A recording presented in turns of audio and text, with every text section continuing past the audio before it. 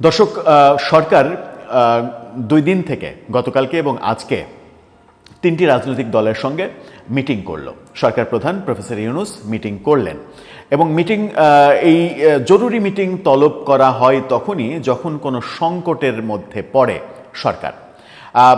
সরকার এই ২ মিটিং থেকে দুটো বড় সিদ্ধান্ত জানিয়েছে বলে আমরা ধারণা পাচ্ছি।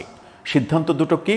সরকার জুলাই সনদ নিয়ে একটা আদেশ জারি করতে যাচ্ছে, যেটা সংবিধানের বাইরে গিয়ে এক্সট্রা কনস্টিটিউশনাল আদেশ, যেটা একেবারে সম্পূর্ণরূপে সংবিধান বহির্ভূত, সংবিধান লঙ্ঘনের ঘটনা ঘটতে চলেছে।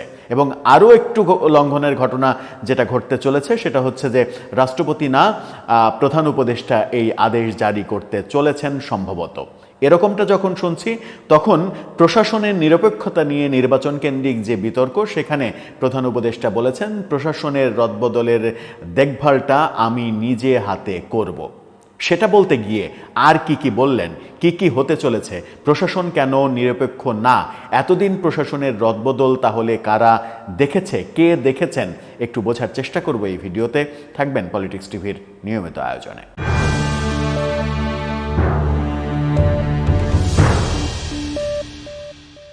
দর্শক, বলছিলাম ২ দিনের মিটিং থেকে দুটো গুরুত্বপূর্ণ তথ্য আমরা জানতে পেলাম। একটা আদেশ জারি হচ্ছে জুলাই সনদকে কেন্দ্র করে, এবং সেই আদেশকে কেন্দ্র করেই হয়তো গণভোটের দিকে যাবে সরকার।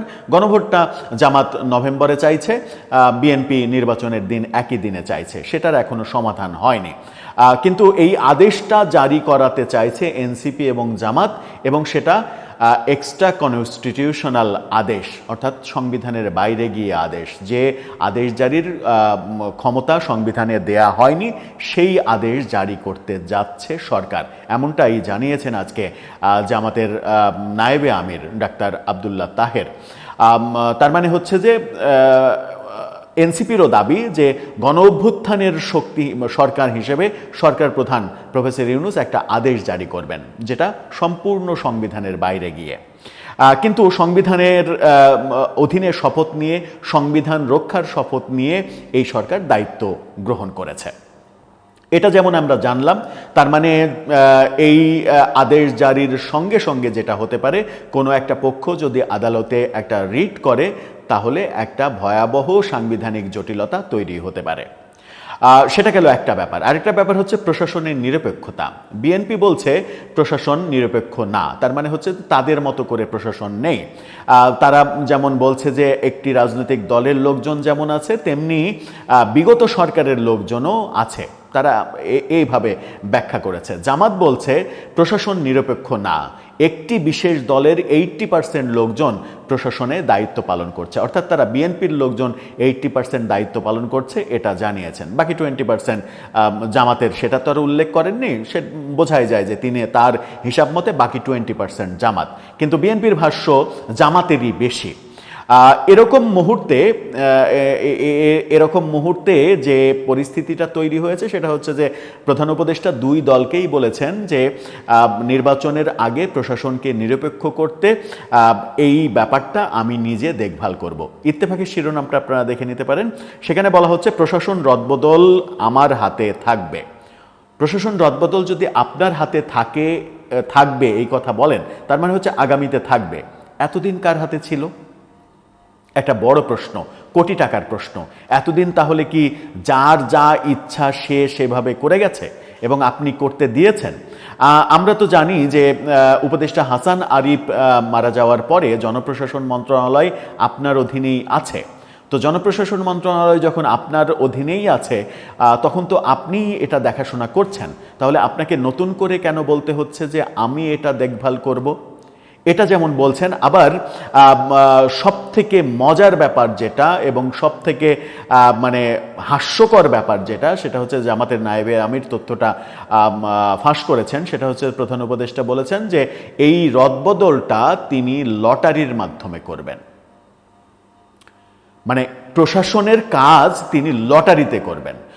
প্রশাসনে কে যোগ্য কে অযোগ্য এটা যদি লটারিতে নির্ধারণ করা হয়, তাহলে মানে এই যে আমাদের মানে ছোট থেকে একেবারে সর্বোচ্চ পর্যায় পর্যন্ত যে পরীক্ষা পদ্ধতি, ক্লাস 1 কেজি স্কুল থেকে শুরু করে সর্বোচ্চ বিসিএস পর্যন্ত যে পরীক্ষা পদ্ধতি, সমস্ত পরীক্ষা পদ্ধতি বাতিল করে দেন, বাতিল করে দিয়ে লটারি করেন। লটারি করে আপনি মানে মেধা যাচাই করেন, লটারি করে নির্ধারণ করেন কে 5 পাস করলো, লটারি করা হলো এ 5 পাস করলো। এসএসসিতে লটারি করা হলো এ জিপিএ 5 পেলো, হয়তো জিপিএ 5 আপনি 1 লাখ দিবেন, 1 লাখ লটারিতে তুলে যার নাম আসলো আপনি লটারিতে দিয়ে দিলেন। এইচএসসিতেও তাই, জিপিএ 5 হয়তো সিদ্ধান্ত নিলেন 1.5 লাখ আপনি জিপিএ 5 দিবেন, লটারি করলেন, একটা বিশাল লটারি অনুষ্ঠান করলেন জাতীয় স্টেডিয়ামে, লটারিতে 1.5 লাখ নাম তুলে ঘোষণা করলেন যে লটারিতে বিজয়ী জিপিএ 5 এটা। বিসিএসেও লটারি করেন, লটারি করে বলেন যে এ পুলিশে চাকরি পেল, এএসপি হলো, এ প্রশাসনে গেল, ও এ পররাষ্ট্রতে গেল, এ রাজস্বতে গেল, এভাবে লটারি করে দিয়ে দেন। মানে লটারি করে যেহেতু আপনি প্রশাসনে মানে ডিসি নিয়োগ করবেন, মানে আপনার মেধা যাচাইয়ের ক্রাইটেরিয়া যেহেতু লটারি, ডিসি আপনি লটারিতে ইয়া করবেন যে কর্মকর্তাদের নাম ইয়া করলেন, লটারি করলেন যে এই হচ্ছে ডিসি, তারপরে লটারি করলেন এই হচ্ছে অমুক জায়গার ডিসি, এ হচ্ছে অমুক জায়গার ডিসি। আপনি নিশ্চিত কি করে যে আপনি যে রদবদল করতে চাচ্ছেন সেই রদবদল লটারিতে আপনি ধরে নিলেন যে ধরে নিলাম, একেবারে ধরেই নিলাম যে 64 জেলার ডিসি আপনি 64 জনকেই রাখবেন, শুধুমাত্র জেলা পরিবর্তন করবেন, লটারি করলেন। আপনি নিশ্চিত কিভাবে? আপনি কি আল্লাহর সঙ্গে টেক্কা দিতে চান? আপনি নিশ্চিত কিভাবে যে লটারিতে বিকল্প জেলার নাম আসবেই, বিকল্প জেলার নাম উঠবেই? যে টাঙ্গাইলের ডিসি, আপনি লটারিতে তার নাম আপনি যখন টাঙ্গাইলের বেলায় তুলবেন যে টাঙ্গাইলের ডিসি এবার নিয়োগ মানে নির্ধারণ করব, লটারিতে যে তার নামটাই উঠবে না, আপনি নিশ্চিত কিভাবে? আপনি তো নিশ্চিত না, কারণ এই সিদ্ধান্ত তো আপনার হাতে না, সেই সিদ্ধান্ত তো মহান সৃষ্টিকর্তার হাতে। লটারি মানেই ভাগ্য, ভাগ্য মানেই মহান সৃষ্টিকর্তা। তো আপনি এই টোটাল ব্যাপারটা যখন মানে আপনি ভাগ্যের উপরে ছেড়ে দিচ্ছেন, তার মানে হচ্ছে যে পুরো দেশটাকেই যদি আপনি ভাগ্যের উপরে ছেড়ে দেন যে দেশটা ভাগ্যের উপরে, আল্লাহই চালাক, ব্যাপারটা সেরকম হয়ে গেল না? কিছুদিন আগে স্বরাষ্ট্র উপদেষ্টাকে সেম এই কথাটা আমরা বলতে শুনেছিলাম যে পুলিশের বদলি এটা ওটা এগুলো লটারিতে করবেন তিনি। কি ভয়াবহ ব্যাপার, পুরো দেশটাই এখন লটারিতে চলবে। পুলিশ কে কোথায় যোগ্য, কে অযোগ্য, কে কার মেধা আছে, এগুলো তো পুলিশের চাকরির যে মানে তার যে চাকরির ইতিহাস, সেই ইতিহাস যেমন নোট করা হয়, তার যোগ্যতা যেমন নোট করা হয়, তাকে বিভিন্ন স্টেপে পরীক্ষা দিয়ে দিয়ে তাকে উন্নতি করতে হয়, সেটা তো একটা ধারাবাহিকতা। তো সেই ধারাবাহিকতা আপনি না মেনে আপনি লটারি করবেন, আপনি মেধা যাচাই না করে আপনি লটারি করবেন, এটা কি হয়? এটা কি গ্রহণযোগ্য? লটারিতে কি একটা দেশ চলতে পারে? আবার লটারির যদি কথা বলেন, তাহলে লটারি তো এক ধরনের জুয়া। মানে যে লটারি, মানে লটারিতে 40 লাখ টাকা পাওয়া, এটাও তো এক ধরনের জুয়া। তো আপনি মানে দেশের ভাগ্য নিয়ে জুয়া খেলবেন?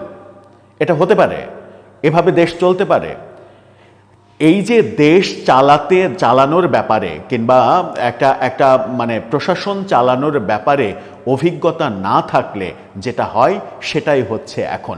এটা মানে প্রফেসর ইউনূসের দোষ না, তিনি হয়তো অনেক বেশি সরল মনের, তিনি অনেক বেশি সহজ সরলভাবে ব্যাপারগুলো দেখেন।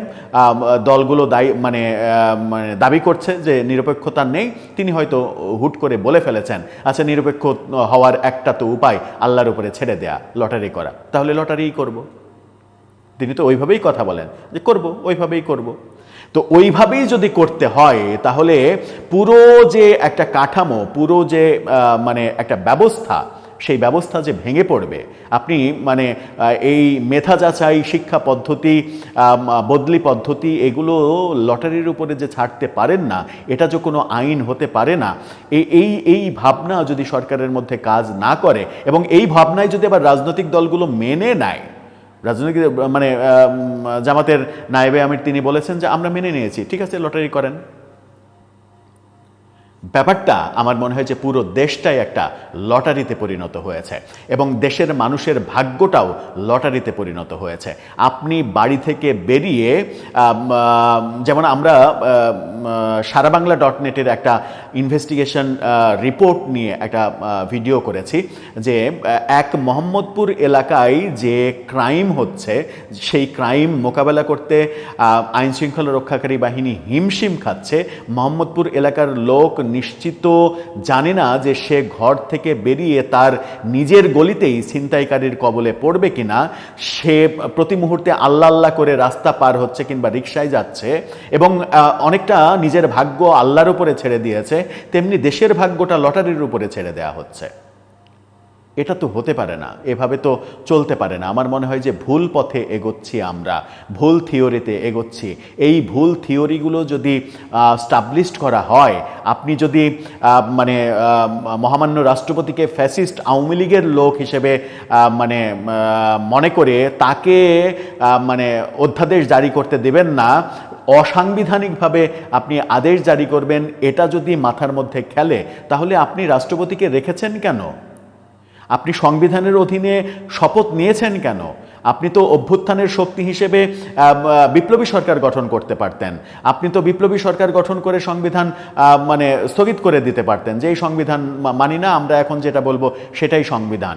সংবিধানের অধীনে শপথ নিয়ে অসাংবিধানিক কাজ তো করা যাবে না। যদি করেন তাহলে আজকে হয়তো আবেগের বশে করছেন, কিন্তু আবেগের বশে করা কাজটা আগামীতে যে আদালতে প্রশ্নবিদ্ধ হবে, আদালতে এর জন্য যে শাস্তির মুখোমুখি হতে পারে, সেই ভাবনাগুলো যদি না থাকে এবং সেই মানে ব্যাপারে যদি অতি আত্মবিশ্বাস কাজ করে, অতি আমিত্ব কাজ করে যে আমরা যা ভাবছি তার সেটাই হবে, যেটা শেখ হাসিনা করেছিলেন, যেটা আওয়ামী লীগ করেছিল, অতি আত্মবিশ্বাস এবং অতি আমিত্বের কারণেই 2024-এর 5 আগস্টে আওয়ামী লীগ সরকারের এভাবে পতন হয়েছে।